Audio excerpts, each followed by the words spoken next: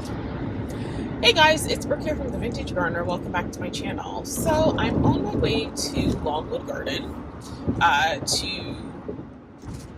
to see how their test garden is going and figure out what I saw in there earlier this season that I would like to add to my garden. And I wanted to go talk to you guys about the rose garden. So uh, next to the parterre garden, like if I'm standing outside of my door looking at the parterre garden, to the right, there was a big empty space that had 2 trees. And so I eventually planned to expand the garden that way. But the one thing I knew I needed to do was that there was this one tree that was dead. And I can't remember what type of tree it was, but I knew I needed to take it down. It was big. I had gotten a couple of estimates. It was going to be a couple of $1,000s. It hung over lines. And so I was like, I knew I needed to do that before I started running things like water and stuff over there. Well, wonder of wonders, I get a knock on my door one morning. It's PSE&G saying that, oh, hey, by the way, that tree could interfere with the line. So, part of the service you have with PSE&G is we're going to take that down. And so at first I was like, wait, are you guys taking it all the way down? The guy at first said yes. But then as it turned out, they only took it down to a certain level so it wasn't interfering with the line. So I had this really tall stump. At first I was kind of like, oh my gosh, what am I supposed to do with that? But since then, I've gone on a number of garden tours with the Hardy Plant Society. I've seen people with large stumps like that. And I think what I'm actually going to do is use it as a trellis for roses. So that section I'm going to turn into a rose garden. Well, it's going to have more than roses in it because it's going to be roses and peonies and of course things like, chrysanthemums and that sort of thing. But primarily the feature plant in there is going to be roses. And like I said, I'll have some peonies in there because typically roses and peonies bloom at the same time, but then the roses will continue to bloom. So anyway, since that's been taken care of, now I feel like I can go ahead and start doing some things. So I sketched up a plan. I tried to be a little bit more, I don't know, maybe organic. I don't even know if that's the real word to describe it. But I tried to be a little bit more free-forming in how I did this garden, because that's very hard for me, because when I try to do curves and that sort of thing in a garden, for me, it always ends up looking really hokey. But once again, with all the garden tours I was doing this year, I think my issue is I think I was trying to put too many like swoopy doops in it, and so I'm just going for something like free, more like arcs rather than curves, because I don't have enough space to kind of be doing like undulations. So that's what I'm trying to do. So I was playing around with it, and at first I was like, oh, I'll do a section where I have a round, like 20-foot, like rose garden, and then it dawned on me, why should I do that? I should just make that the lawn and make everything else in here the garden. And so I'm getting rid of a whole, so basically after this, I literally will not like the paths in here are going to be grass, not gravel. But aside from that, like those grass paths, like basically I've just completely eliminated the lawn. So it's going to be, I'll have something to cut, but like I said, I'm pretty much eliminating the front lawn entirely at this point. So I'm really excited about that. So I've already ordered a number of roses. I do have some David Austins. I'm really, with this rose garden, although I do want some landscape roses and I want some heirloom roses and that sort of thing, I really want to emphasize having roses that are cut. So this entire rose garden is going to have more than one purpose, because in addition to the fact that I'm going to have roses and peonies, the emphasis on this garden is primarily going to be, I mean, I'm going to have my perennials, but I want to have things that I can kind of have a cut garden. Thus far, I've been putting my cut flowers in the parterre garden. The only issue with that now is that with the parterre garden, with the perennials that I have, they are so vigorous that a lot of the annuals just quite frankly don't stand a chance in there. It's insane.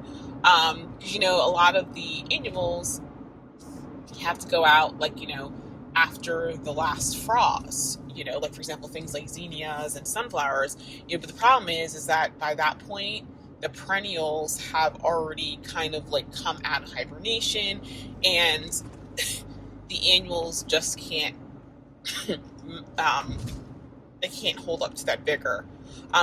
Individually, like for example, I've had a few things like for example the sunflowers and some of the actually amaranth actually self-seeded, and the ones that self-seeded are like they're phenomenal. But any of the ones that I planted they're really not they're just really not doing much of anything. They're very, very small.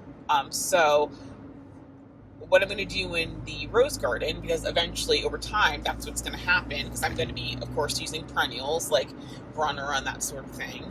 And that's the other thing with the rose garden, is that I'm not trying to repeat everything that's in the parterre garden.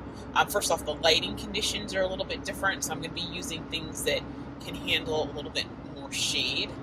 Like Brunnera, Japanese anemone. I'm going to have a lot more Japanese anemone. Actually, I think the chrysanthemums will do well, and of course, me, I was going to put those in there anyway because I love them, and I think they can handle, a little bit of shade, because quite frankly, it's the lessening daylight that actually triggers the blooms. So, so that's where I'm thinking with the rose garden. But to make sure that I actually have space for annuals, what I'm going to do is, I noticed at Lowe's, Tartar, who's the company that did the stock tanks I had for the barriers in my driveway, have an open bottom raised bed, and so I'm going to use those. I'm going to get some of those, and I'm going to put those in the rose garden and just, dot them all everywhere throughout the rose garden, and that is where I'm going to grow the annuals. So those will be dedicated spots for annuals. I mean, at first, I'll probably put annuals in the flower beds just to help, fill things out. But as the perennials in that section start taking hold, then, it's going to get to the point that the only space I'm going to have for annuals is in those raised beds, and that's fine. So it'll give me an opportunity to do things like, for example, with Lysianthus, I can put them in a dedicated area, and I can put hoops and stuff on them.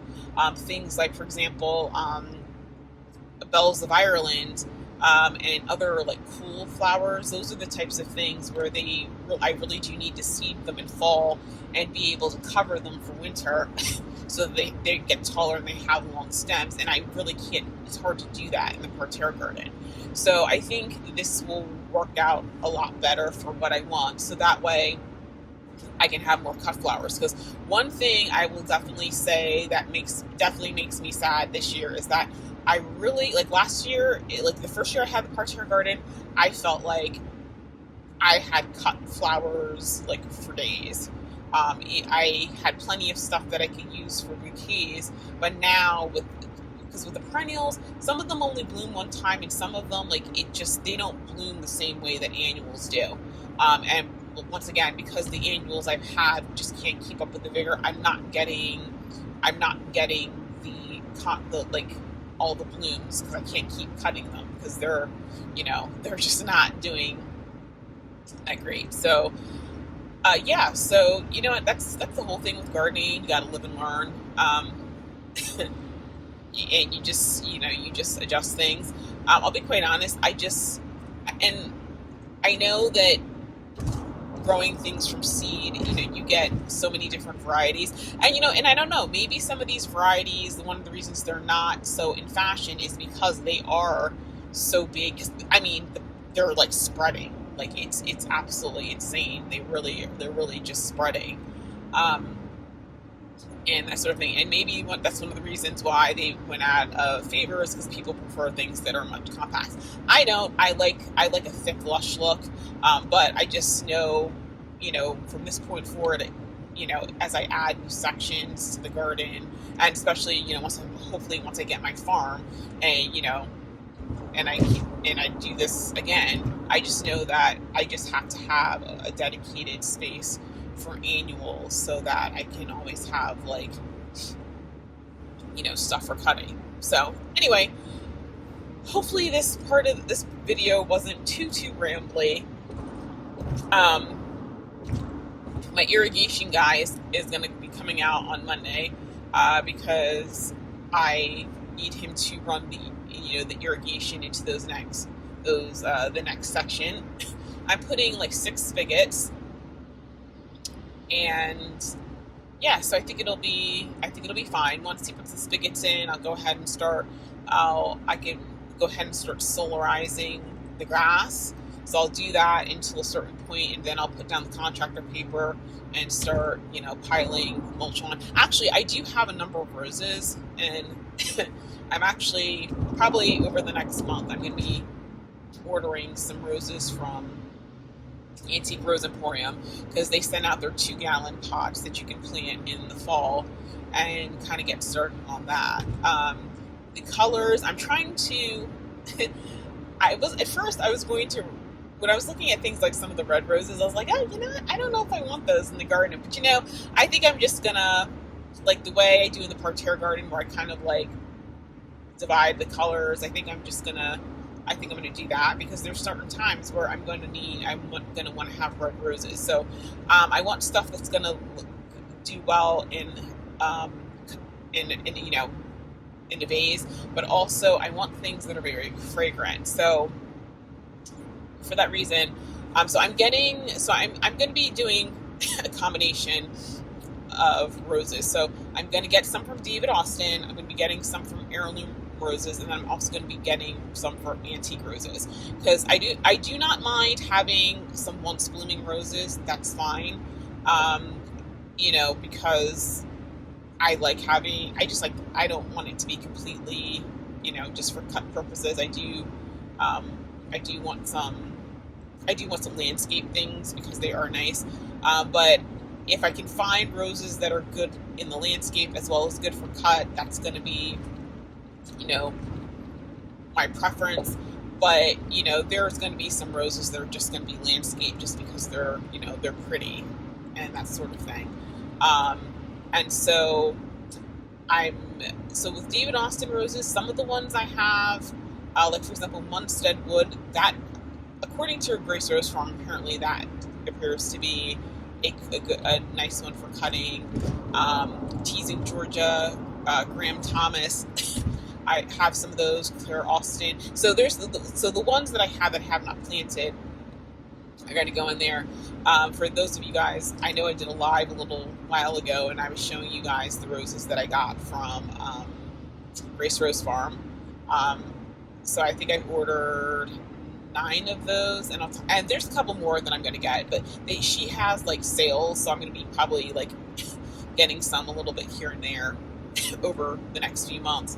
And then with Heirloom Roses, there are some ones that landscape, like for example Cornelia.